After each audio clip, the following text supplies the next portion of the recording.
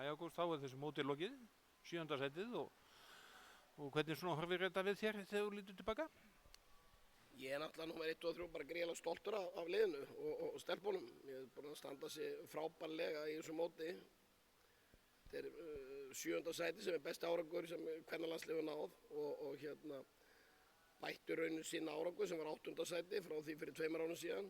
Þannig að ég er bara í skýjunum með þetta. Við erum búin að spila núna á 16 dögum 11 leiki, vinna 8, tap einum í framlengingu og einum með einu og einum með 2.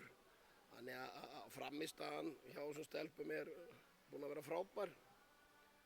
Þannig að ég er bara mjög sáttur. Og þetta er svona ákveðin endapunktur á þessum ferli eða hjá þessum hóp? Já, við Árni tókum við þessu liði saman fyrir 4 mánuðum síðan. Við erum búin að vera mjög heppnir með það að við höfum fengið mikið af verkefnum. Þessar stelpur eru búin að spila 44 landsleiki sem er mjög gott og það er orðið mjög reynslumiklar. Sigurhlutfallið er í kringum 60%, við erum búin að vinna 26 leiki og gera 3 jafntefli. Og þannig að það er ekkert sjálfgefið að fá svona mikið af verkefnum. Í fyrsta lagi hafa verið staðið sig vel, þannig að okkur hefur mikið verið boðið í önnur mót og slíkt. Við höfum gríðarlega öflugan foreldrahóp í kringum stelpurnar og sem hafa stutt það að taka þátt í öllum þessum verkefnum og stutt gríðarlega vel við bakið á okkur sem þjálfarateyminu og eins bara stelpunum.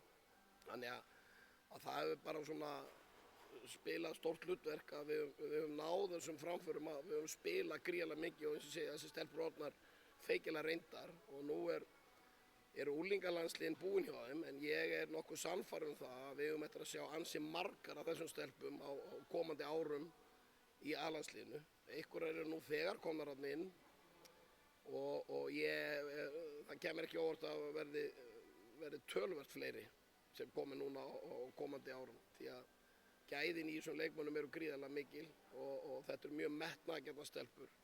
Þannig að ég er sannfærður það að það verði margar af þeim A-landsliðsmanneskjur í framtíðinni. Þannig að kannski má eiga von á að kvennalandslið taki skref til framfara eða taki skref til framfara þegar þeim fjölgar. Það kemur ekki óvart. Ég menn þessar stelpur eiga besta árangurinn í 18 landsliðum og 20 landsliðum. Það kemur ekkert óvart eftir nokkur ára að þær muni bæta besta árangur íslensks kvennalandsliðs, A-landsliðs þegar þær verða mættar þarna inn í hópinn. Nú þegar erum við á góðri leið með A-landslið og mikla framfæri búin að vera þar og fá svo þessa viðbót og þessa stelpur með alla þessa leikreynslu að ég held að það sé bara klárt að það eru bjartir tíma framöndan. Og svona líka það að þær hafa spilað við þessi sterkustu lið í þessum aldursflokki þannig að þær þekkja það til þeirra og það er kannski engin svona minnibáttukennd. Nei, bara alls ekki og við sjáum það bara á leiki sem við ætlum að vinna gríðarlega öfluga leiki hérna í þessu móti, sterkar þjóðir og leið að þessi töp eru bara stöngin inn, stöngin út.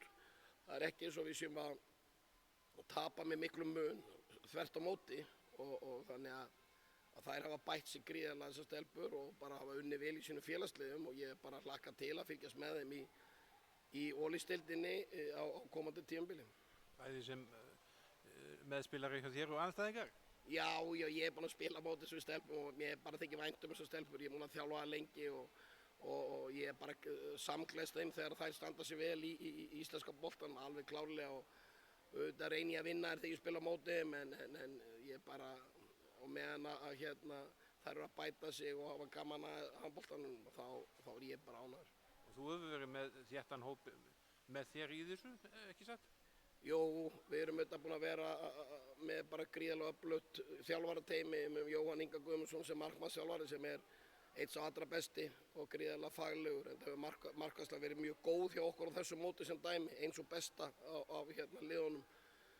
Og svo er auðvitað með Þorvald Skúla Pálsson sem er frábær sjúkraþjálfari og svo er ég með bæði Guðríði sem var yfirfarastjóri hér og svo erum við Halldóru sem var farastjóri og svo kannski og bara fleiri sem hafa verið að vinna í kringum liðið og svo má þetta ekki gleyma að Árni Stefán er auðvitað annar af þjálfurum liðsins og Árni Stefán er ekki bara gríðarlega góðu maður og bara faglegur í öllri sinni nálgun, heldur Árni bara frábær þjálfari og Árni á sko gríðarlega stóran þátt í þessum frábæra árangri og kannski fær ekki alltaf kredit sem hann á skilið.